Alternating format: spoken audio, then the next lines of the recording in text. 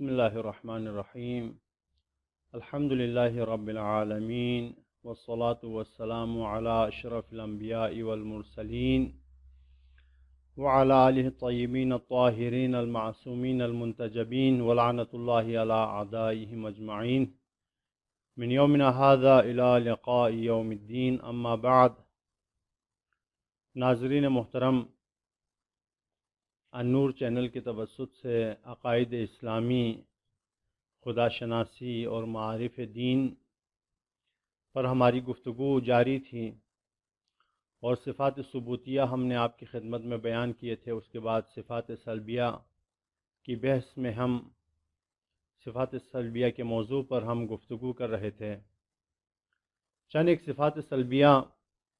جو متکلمین اور علماء کے درمیان مشہور ہیں، وہ آپ کی خدمت میں ہم نے بیان کی۔ تقریباً آخرین صفت سلبیہ جس کا ہم نے ذکر کیا تھا وہ یہ تھا کہ خداوند عالمین درد نہیں رکھتا، الم نہیں رکھتا، بیماری نہیں رکھتا، کیونکہ ہم عرض کر چکے تھے کہ مرض، بیماری یا درد انسان کے جسم میں اس وقت ظاہر ہوتا ہے، اس وقت انسان اس درد کو محسوس کرتا ہے جب ایک ایسی چیز انسان کے وجود میں داخل ہو جائے جو انسان کی ساخت اور انسان کے وجود کے ساتھ منافات رکھتی ہو، تضاد رکھتی ہو۔ جبکہ خداوند عالمین جسم و جسمانیت سے پاک ہے، اور یہ صفت کہ جس کے آنے سے جسم میں درد محسوس ہو، جو جسم کا ضد ہو، جو جسم کا اپوزٹ ہو، یہ جسم و جسمانیت کی خصوصیات میں سے ہیں۔ لہذا لا محالہ پروردگار چونکہ جسم و جسمانیت سے پاک ہے، لہذا جسم و جسمانیت سے پاک ہونے کا تقاضا یہ ہے کہ پروردگار درد، الم اور رنج و مصیبت یا اس طرح کے تمام درد و بیماریوں سے بھی پاک ہوتا ہے۔ آج ہم جس صفات سلبیہ کا آپ کی خدمت میں ذکر کرنا چاہتے ہیں وہ یہ ہے کہ پروردگار جہت اور سمت نہیں رکھتا۔ ہم خدا کو جہت ہونے کے ناطے، سمت رکھنے کے ناطے اس کی طرف اشارہ نہیں کر سکتے، کیونکہ سمت رکھنا، جہت رکھنا جسم و جسمانیت کی خصوصیات میں سے ہے۔ آپ جب کسی شے کی طرف اشارہ کرتے ہیں، کسی چیز کی طرف اشارہ کرتے ہیں، تو ایک ایسے نقطے اور ایسے پوائنٹ کی طرف اشارہ کرتے ہیں جو محسوس ہو، اور وہی چیز انسان محسوس کرتا ہے جو جسم و جسمانیت رکھتا ہو، جو قابل احساس ہو۔ لہذا پروردگار جسم اور جسمانیت کی اس قید سے مبرہ ہے، لہذا اس کی طرف اشارہ کرنا بھی درست نہیں، اور جس شے کی طرف اشارہ کرنا درست نہیں، جس شے کی طرف ہم اشارہ نہیں کر سکتے، جس شے کی طرف اشارہ نہیں کیا جا سکتا، وہ شے مبرہ ہے جہت اور سمت سے۔ لہذا پروردگار کی صفات سلبیہ میں سے، صفات سلبیہ وہ صفات کہ جو پروردگار کی ذات وحدہ لا شریک کے ساتھ مناسبت نہیں رکھتی، ان میں سے ایک سمت اور جہت کا نہ ہونا ہے۔ اور اگلی صفات سلبیہ جس کے بارے میں ہم کہہ سکتے ہیں کہ یہ والی صفت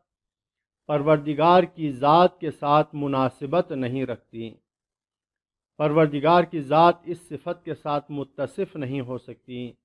یا یہ صفت پروردگار کے لیے استعمال کرنا درست نہیں ہے، وہ یہ ہے کہ پروردگار لذت جسمانی نہیں رکھتا۔ آپ چونکہ اس کے نام سے ہی آگاہ ہیں کہ پروردگار لذت جسمانی نہیں رکھتا، یعنی جسم کی لذت، وہ لطف جو جسم اور جسمانیت محسوس کرتی ہے، جسے جسم محسوس کرتا ہے وہ پروردگار کے لیے مناسب اور سزاوار نہیں، کیونکہ اس کے لفظ سے ہی معلوم ہو جاتا ہے لذت جسمانی، یعنی وہ لذت جو جسم محسوس کرے۔ پروردگار تو جسم نہیں رکھتا، پروردگار تو جسمانیت سے مبرہ ہے، پس کیسے ہو سکتا ہے وہ ہستی جو جسم و جسمانیت سے مبرہ ہو، جو جسم نہیں رکھتی ہو، جو جسمانیت نہیں رکھتا ہو، وہ جسم اور جسمانیت کے ذریعے سے محسوس ہونے والی لذتوں کو محسوس کر سکتا ہو یا وہ لذتیں رکھتا ہو۔ لہٰذا یہاں تک بات ثابت ہو گئی کہ پروردگار لذت جسمانی لذت نہیں رکھتا۔ اب علم کلام اور علم فلسفہ میں ایک اصطلاح ہے جسے کہا جاتا ہے ابتہاج۔ سوال، کیا پروردگار ابتہاج بھی نہیں رکھتا؟ آئیں اس سوال کا جواب دینے سے پہلے ہم اس لفظ ابتہاج کی مختصر سی وضاحت کرتے ہیں کہ یہ ابتہاج الف بے تے ہے الف جیم، ابتہاج ہوتا کیا ہے؟ تو عزیزان گرامی، جس طرح انسان جسمی لذت محسوس کرتا ہے، اسی طرح لذت کی ایک قسم ہے، لذت کی ایک نوع ہے جسے عقلی لذت کہا جا سکتا ہے، جسے لذت عقلی کہتے ہیں۔ لذت عقلی کو علم فلسفہ میں، لذت عقلی کو علم کلام میں ابتہاج کہا جاتا ہے۔ اب یہ لذت عقلی ہوتی کیا ہے؟ لذت عقلی وہ لذت جو انسان کسی کمال کو دیکھ کر محسوس کرتا ہو، جو انسان کسی بڑائی کو دیکھ کر حاصل کرتا ہو۔ یہ لذت، اس کا تعلق انسان کے جسم کے ذریعے نہیں ہے، اس کا تعلق انسان کے جسم سے نہیں ہے، بلکہ اس کا تعلق انسان کی عقل سے ہے۔ جب ہم کوئی خوبصورت سی چیز دیکھتے ہیں تو ہم لذت محسوس کرتے ہیں، اس لذت کو کہتے ہیں لذت عقلی۔ جب ہم کسی کا علم دیکھتے ہیں کہ فلان شخص کتنا عالم ہے تو ہم لذت محسوس کرتے ہیں، اس کو کہتے ہیں لذت عقلی۔ جب ہم اپنی مجالسوں میں فضائل اہل بیت علیہم الصلاۃ والسلام سنتے ہیں تو ہمیں لذت ملتی ہے، ہم لذت محسوس کرتے ہیں، بے ساختہ ہو کر واہ واہ کہنے لگتے ہیں، نعرے لگاتے ہیں، جھومتے ہیں۔ اس طرح کی لذت کو کہتے ہیں عقلی لذت، جسے علم فلسفہ اور علم کلام میں ابتہاج کہا جاتا ہے۔ سوال، یہاں تک تو ہم نے بتا دیا کہ پروردگار لذت جسمی نہیں رکھتا، یہ بات ثابت ہو گئی، طے ہو گئی، لیکن کیا پروردگار لذت عقلی بھی نہیں رکھتا؟ لذت عقلی کے مطلب کسی کمال کو محسوس کرنا۔ اب چونکہ پروردگار بذات خود کمال مطلق ہے، پروردگار ہر طرح کے کمال کا مجموعہ ہے، علم کا کمال بطور اکمل پروردگار میں پایا جاتا ہے، خالقیت کا کمال پروردگار میں پایا جاتا ہے، رازقیت کا کمال پروردگار میں پایا جاتا ہے، سرمدیت کا کمال پروردگار میں پایا جاتا ہے، صمدیت کا کمال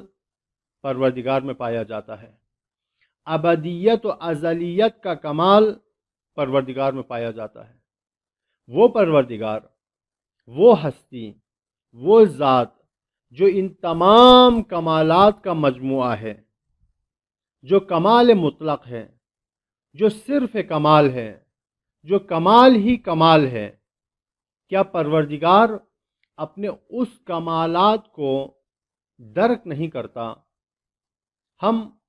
دنیا میں مختصر سے کمال کو دیکھ کر متاثر ہو جاتے ہیں، ہم مختصر سے کمال کو دیکھ کر اس کے دیوانے ہو جاتے ہیں، ہم مختصر سا کمال دیکھ کر لذت محسوس کرتے ہیں، کیا پروردگار جو کہ صرف کمال ہے، جو کمالات کا مجموعہ ہے، جس کا ذات با کمال، جس کی تمام صفات با کمال، ہر چیز میں جو پروردگار با کمال ہے،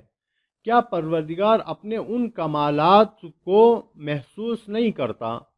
کیا پروردگار اپنے ان کمالات کو محسوس کرنے کے بعد لذت عقلی حاصل نہیں کرتا؟ تو یہاں پر علماء اور متکلمین فرماتے ہیں کہ ابتہاج یا لذت عقلی کا حصول، لذت عقلی کا حاصل ہونا پروردگار کی ذات کے ساتھ کوئی منافات نہیں رکھتا۔ اور علماء فرماتے ہیں کہ لذت جسمی پروردگار کے لیے محال ہے، لیکن لذت عقلی پروردگار کے لیے محال نہیں ہے۔ ہاں، وہ لوگ، وہ علماء جنہوں نے ابتہاج کی مخالفت کی ہے، جنہوں نے فرمایا ہے، جنہوں نے کہا ہے، جن کا نظریہ ہے کہ پروردگار لذت عقلی بھی حاصل نہیں کر سکتا، ان کا اعتراض صرف ایک چیز پر ہے۔ وہ کہتے ہیں کہ پروردگار کے لیے ہم یہ نہیں کہہ سکتے کہ پروردگار لذت عقلی حاصل کر سکتا ہے، کیونکہ یہ صفت قرآن میں نہیں آئی، کیونکہ یہ صفت روایات میں نہیں آئی، چونکہ یہ صفت قرآن میں نہیں آئی، چونکہ اس صفت کا ذکر روایات میں نہیں ہوا ہے، لہٰذا ہم بھی قرآن کی تبعیت کرتے ہوئے، احادیث اور روایات کی پیروی کرتے ہوئے نہیں کہہ سکتے کہ پروردگار لذت عقلی بھی حاصل کرتا ہے۔ اگر یہ نہ ہو تو خود بذاتی ہی پروردگار کے لذت عقلی محسوس کرنے میں کوئی ممانعت نہیں ہے۔ وآخر دعوانا ان الحمد للہ رب العالمین، والسلام علیکم ورحمۃ اللہ وبرکاتہ۔